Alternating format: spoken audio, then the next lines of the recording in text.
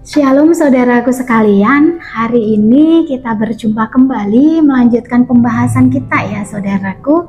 Tentang hari ini rahasia kitab Wahyunya sudah sampai di pasal 20 saudaraku ya, luar biasa ya. Nah saudaraku, pasal 20 ini kita akan membahas tentang kerajaan 1000 tahun. Dan pasal 20 ini perlu Anda ketahui ya, bahwa tidak ada makna yang terselubung dari sini yang susah untuk dicari ya saudaraku, karena sudah dibukakan semuanya tentang kerajaan 1000 tahun saudaraku. Lalu aku melihat seorang malaikat turun dari surga, memegang anak kunci jurang maut dan suatu rantai besar di tangannya. Ini menunjukkan benar-benar malaikat yang membawa rantai besar turun dari surga menuju ke lubang jurang maut ya. Ia menangkap naga. Naga itu si ular tua itu, yaitu iblis dan Satan. Dan ia mengikatnya selama 1000 tahun lamanya. Benar-benar 1000 tahun lamanya saudaraku. Lalu melemparkannya ke dalam jurang maut dan menutup jurang maut itu dan memeteraikannya di atasnya. Artinya tidak bisa dibuka sampai waktu yang ditentukan, supaya ia jangan lagi menyesatkan bangsa-bangsa sebelum berakhir masa 1000 tahun itu. Kemudian daripada itu ia akan dilepaskan untuk sedikit waktu lamanya. Jadi saudaraku, masa 1000 tahun ketika iblis dimasukkan ke dalam lubang jurang maut dan dimeteraikan, 1000 tahun itulah masa damai di bumi, di mana Yeshua HaMasiah yang memerintah sebagai rajanya setelah antikris dilenyapkan.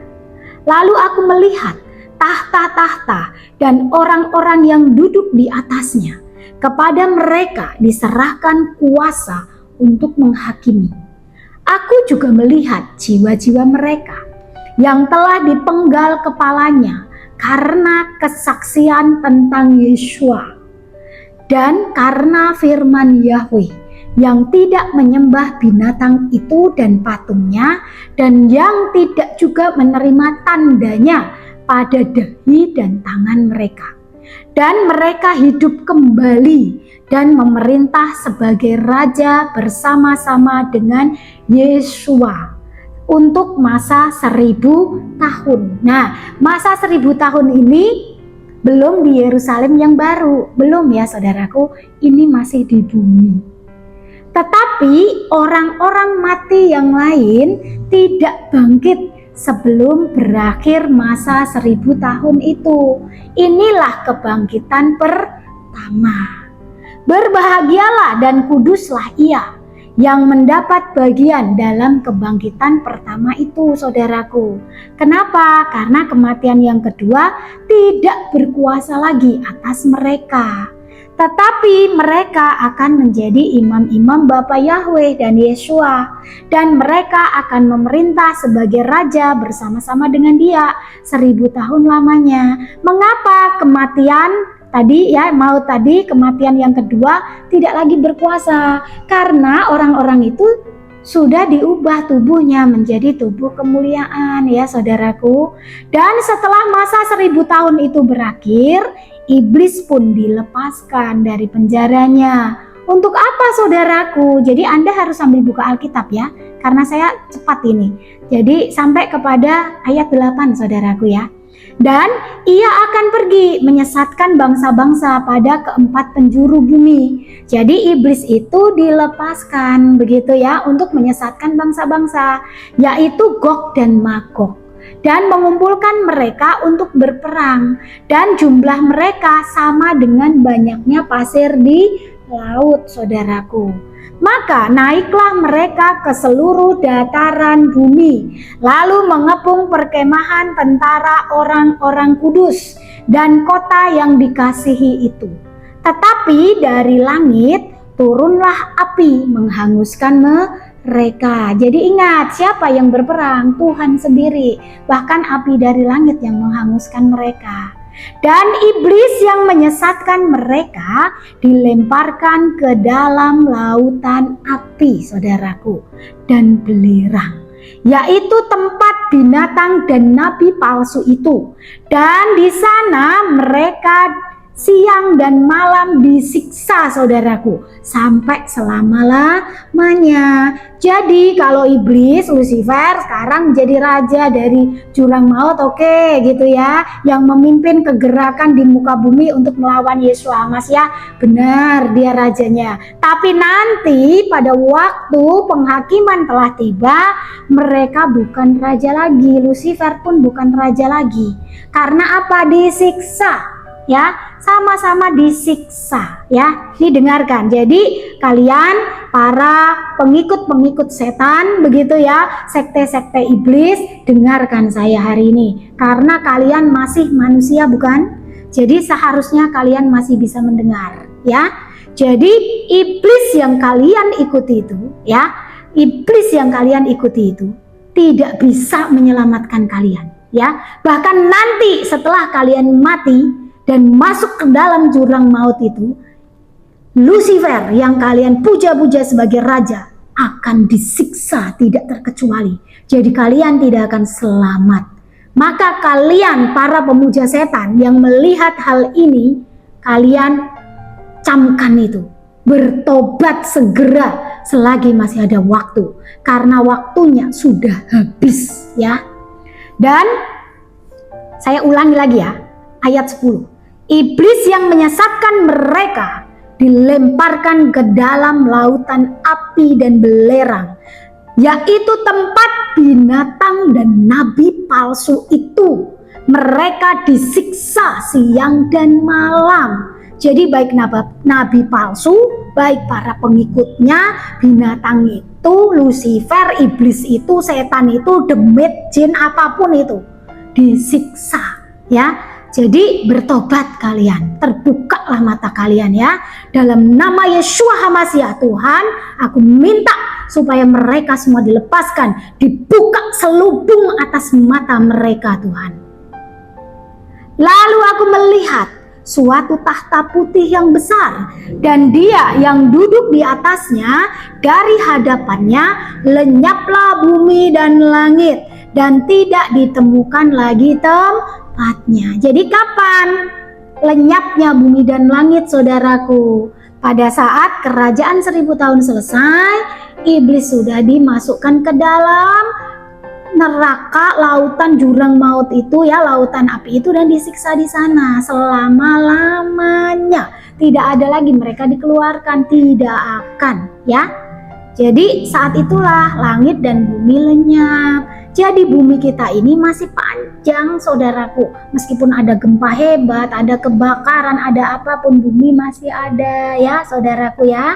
Dan aku melihat orang-orang mati, besar dan kecil, berdiri di depan tahta itu. Lalu dibuka semua kitab, dan dibuka juga sebuah kitab lain, yaitu kitab kehidupan, ya, saudaraku.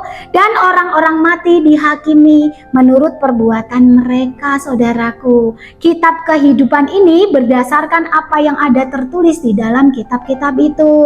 Waktu saya 28 tahun yang lalu diperlihatkan ini, saudaraku, warnanya itu putih, besar begitu, dan ketika dibuka begitu, ya, tulisannya itu bisa ini seperti apa, ya, saudaraku, jadi bisa kita lihat gitu, jadi ada tulisannya gitu, jadi nggak lihat di buku gitu, jadi tulisannya tuh warnanya emas begitu, saudaraku.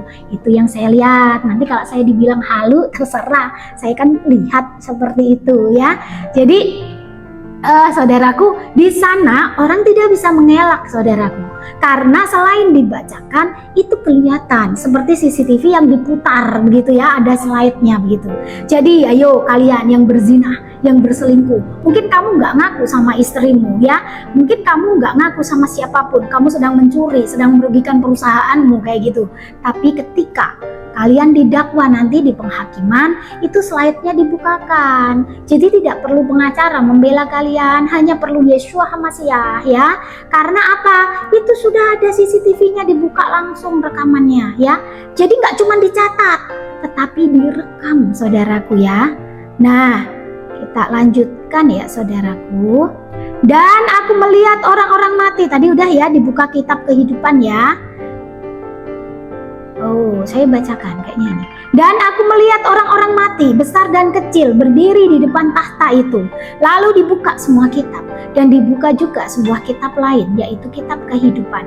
Dan orang-orang mati dihakimi menurut perbuatan mereka. Dihakimi menurut perbuatan mereka, saudaraku. Berdasarkan apa yang ada tertulis di dalam kitab-kitab itu ya saudaraku ya, dihakimi. Bahkan kata-kata kamu yang kamu keluarkan tanpa bertanggung jawab sekarang ini, itu nanti akan dituntut pertanggungjawaban. Makanya dari awal sampai akhir saya selalu bilang, hati-hati menggunakan mulutmu, menggunakan jempolmu, karena kata-katamu yang sia-sia itu akan dituntut pertanggungjawaban. Kamu akan berkata, kan itu cuma bercanda, itu aku iseng. Tidak saudaraku ya, itu akan dipertanggungjawabkan ya. Saya begitu dilatih ketika saya menjadi guru ya di salah satu sekolah Kristen di Semarang begitu, yang cukup favorit, cukup terkenal begitu ya. Nah saudaraku, disitulah kami diproses benar-benar. Bahkan perkataan yang salah sedikit pun itu jadi masalah yang besar. Ya, nggak salah sebetulnya, itu hanya guyon, hanya bercanda. Itu bisa jadi masalah besar. Kenapa? Karena kami guru-guru harus bertanggung jawab terhadap perkataan kami. Jadi jangan ada perkataan yang sia-sia keluar dari mulutmu, ya saudaraku ya. Dan saya ingatkan lagi itu, yang suka mengomentari yang tidak benar, tolong ya, kasihanilah dirimu, sayangilah dirimu. Belum tentu loh kalau itu diukurkan kepadamu, dikatakan kepadamu, kamu bisa menanggungnya ya. Dan nanti lebih lagi pada waktu penghakimanmu lebih berat. Meskipun kata-katamu itu serasa tidak ada beban, tapi ingatlah itu ada tanggung jawab yang besar di sana ya. Maka laut menyerahkan orang-orang mati yang ada di dalamnya, dan maut dan kerajaan maut menyerahkan orang-orang mati yang ada di dalamnya. Dan mereka dihakimi masing-masing menurut perbuatannya. Jadi masa penghakiman itu kapan? Setelah 1000 tahun, setelah iblis tadi dimasukkan ke dalam jurang maut selama-lamanya dan disiksa. Saat itulah terjadi penghakiman. Lalu maut dan kerajaan maut itu dilemparkan ke dalam lautan api ya. Jadi lautan api ini begitu luasnya, namanya aja lautan ya. Maut dan kerajaan mautnya saja bisa masuk ke sana, dilemparkan ke sana, bayangin ya. Jadi itulah yang disebut neraka, lautan api yang luas gitu ya. Itulah kematian yang kedua, yaitu lautan api ya saudaraku ya. Nah, yang sudah mendapatkan tubuh kemuliaan, selamat ini dari kematian yang kedua gitu. Dan setiap orang yang tidak ditemukan namanya tertulis di dalam kitab kehidupan itu, ia dilemparkan ke dalam lautan api itu. Pertanyaannya, apakah sekarang nama saya dan nama Anda ada di dalam kitab kehidupan itu? Nah, itu yang harus kita tanyakan terus sama Tuhan. Ya, merayu Tuhan ya. Jadi saya senang merayu Tuhan gitu ya. Merayu Tuhannya dengan apa? Dengan air mata, dengan pujian begitu ya. Jadi datang ke Tuhan ya nggak apa-apa, nggak harus duduk diam gitu ya.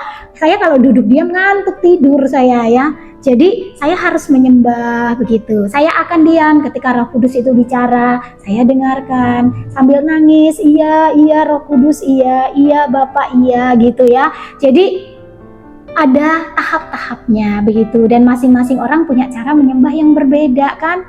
Nah jadi masuklah lebih dalam ya saudaraku. Nah pasal 20 dari kitab Wahyu ini, setiap ayatnya sudah ayat yang terbuka, jadi harusnya tidak sulit buat Anda ya. Dan di dalam buku saya dengan cetakan yang pertama bahkan tidak ada artinya, yang tidak ada maknanya maksudnya ya pasal 20 ini. Tetapi ketika saya ini membuat YouTube, tiba-tiba Roh Kudus menyuruh menjelaskan. Jadi semua yang keluar tadi itu udah instan langsung itu saudaraku. Tidak saya persiapkan sama sekali. Jadi jangan sampai hilang YouTube ini ya. Catat yang Anda perlukan. Kejadian yang akan terjadi semua digambarkan dari ayat 1 sampai dengan 15. Adapun yang duduk di tata putih tersebut adalah Yeshua yang akan menghakimi. Maka berdoa dan berjuanglah agar nama kita tertulis di kitab kehidupan ya saudaraku ya. Demikian ayat 20 ini Hari ini tanggal 7 Februari 2025 ada pesan khusus untuk hamba-hamba Tuhan ya, untuk para Lewi ya. Tapi saya tidak bisa di video ini. Nanti tolong beritahu semua, share semuanya di video berikutnya setelah ini ya saudaraku ya. Karena apa? Sangat-sangat penting. Saya bangun tidur sudah langsung diberitahu sama Tuhan, diberi lagunya begitu ya. Karena sudah siap semuanya. Ya saudaraku, nanti kalau saya sudah membukakan tentang rapture yang sesungguhnya, Anda nanti bisa tercengang dan terbengong-bengong begitu. Cuma belum waktunya, masih menunggu ya, masih menunggu sedikit lagi. Sabar ya. Terima kasih, saya mau berdoa untuk Anda semuanya. Tuhan, kami bersyukur kalau kami hadir, kami ada bisa membukakan kitab ini Tuhan. Kami bersyukur juga untuk seluruh hamba-hamba Tuhan, untuk seluruh penginjil, para pendoa syafaat, para pengerja, para majelis. Tuhan, kami tahu hati mereka adalah hati yang baik Tuhan. Oleh sebab itu Tuhan, ampunilah mereka kalau kemarin sempat menerima suntikan-suntikan itu tanpa mereka sadari Tuhan. Karena mereka masih takut dengan segala macam yang ada di dunia ini. Tetapi hari ini semua sudah disingkapkan dengan jelas. Dan hari ini Tuhan, Engkau rindu untuk mereka boleh dibangunkan kembali, untuk mereka boleh dimurnikan kembali Tuhan. Dan kami minta di dalam nama Yeshua HaMashiach, jamah mereka satu persatu Tuhan. Pulihkan, murnikan. Hamba minta roh yang baru, kekuatan yang baru, kemurnian yang baru untuk setiap hamba Tuhan yang sudah menyimak dan mempercayai segala firman yang kami sampaikan ini Bapa. Terobosan yang baru, iman yang baru Tuhan berikan, kemurnian Tuhan berikan, karena mereka lah yang akan membawa korban sajian itu kepadamu ya Tuhan. Tidak ada satupun manusia yang sempurna di dunia ini, semuanya jatuh ke dalam dosa Tuhan.